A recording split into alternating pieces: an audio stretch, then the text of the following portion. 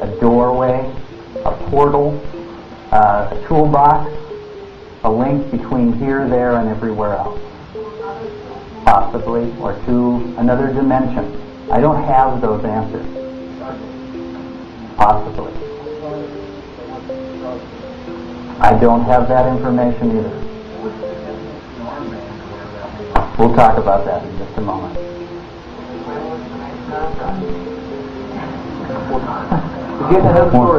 We'll get to that.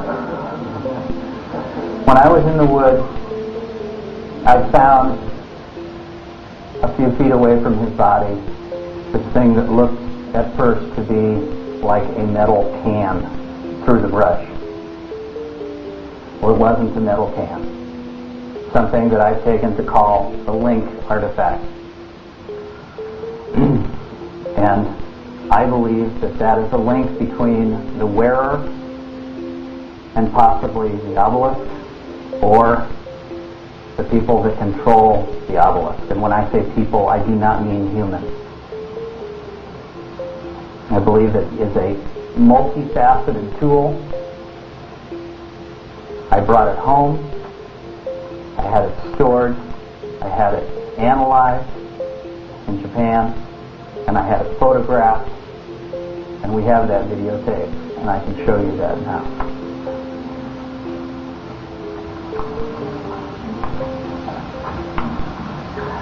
I'll do my best to explain this. Unfortunately, my glasses are not available, so I'll do my best. This is the link artifact. It measures approximately 3.5 inches by 4.5 inches. It is made of a radical mixture of substances, including beryllium, aluminum, magnesium, read me the list. Copper. It was found to be made of a composite material: beryllium, aluminum, manganese, copper, zinc, bismuth, and gold, and also some unknown elements currently unrecognized on our periodic chart. Under extreme forensic X-ray magnification, the body of the cuff displays a unique lamination made up of many separate minute layers of construction, some as thin as 3 microns. Human hair is about 12 microns. In count, there are at least 18 layers in all. Between each layer is found a microscopic fibrous material similar in construction to that of plant-type fiber. It's thought to be a living tissue type of circuit or matrix running in and over most of the inner layers, somehow connecting them together in a matrix or in a web type thing. This stringy tissue is suspended within an organic liquid that keeps all the layers isolated and keeping them from coming into contact with each other. So actually what you see there is a multi-layered composite of organic material and metal inside a shell. That might be nanotechnology incorporated into biology. Absolutely. Yeah, that's what we think. It's a bioelectric receiver or transmitter. And what you'll see on the underside when we get to that portion of the video is that there are 3 probes. Okay. On the outer side, there are 4 unusual symbols now thought to be control function keys. These symbols are unlike any others that have been cataloged, but one of them, the small one set off by itself on the other side, is somewhat similar to the Egyptian symbol for the letter R, which also means an opening or a door, or can be interpreted as communication from one point to another. This symbol has also been seen in China, Mexico, South America, Egypt, Russia.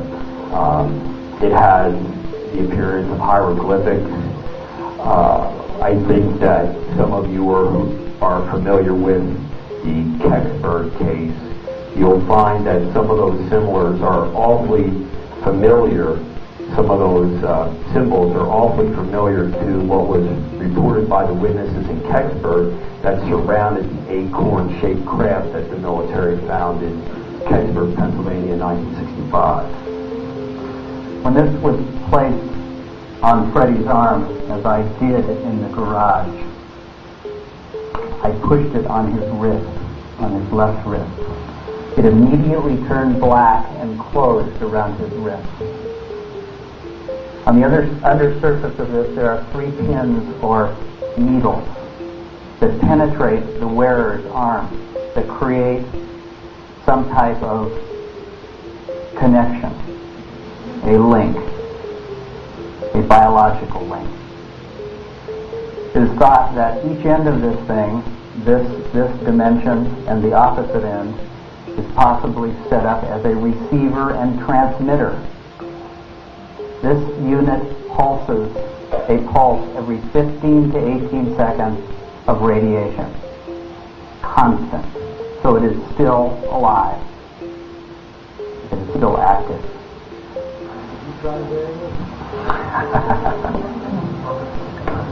Someone brought up nanotechnology earlier.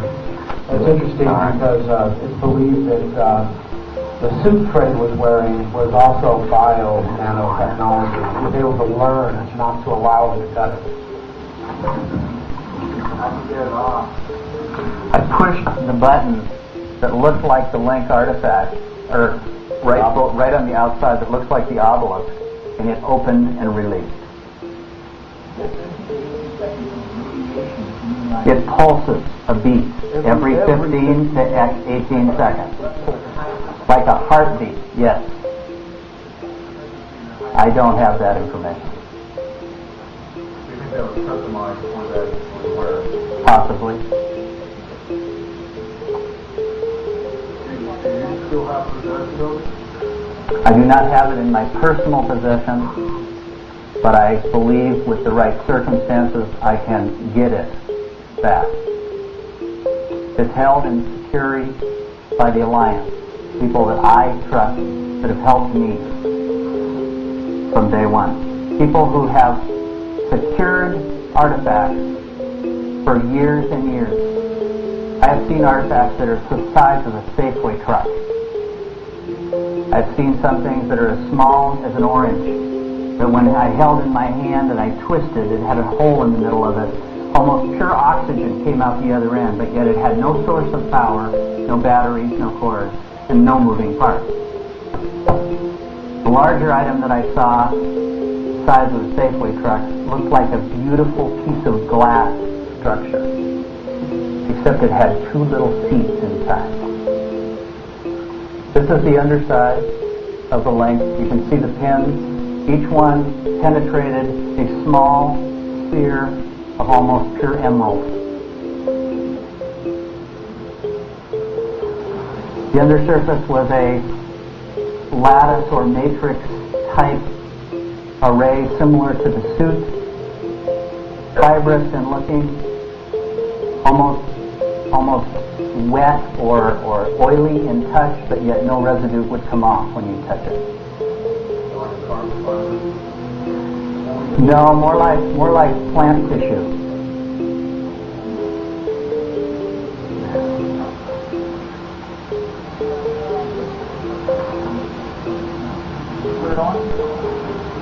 Dan? Pardon me? The question was asked if Jonathan put it on. I'll relate to you a story that nobody's ever heard this before, so here goes.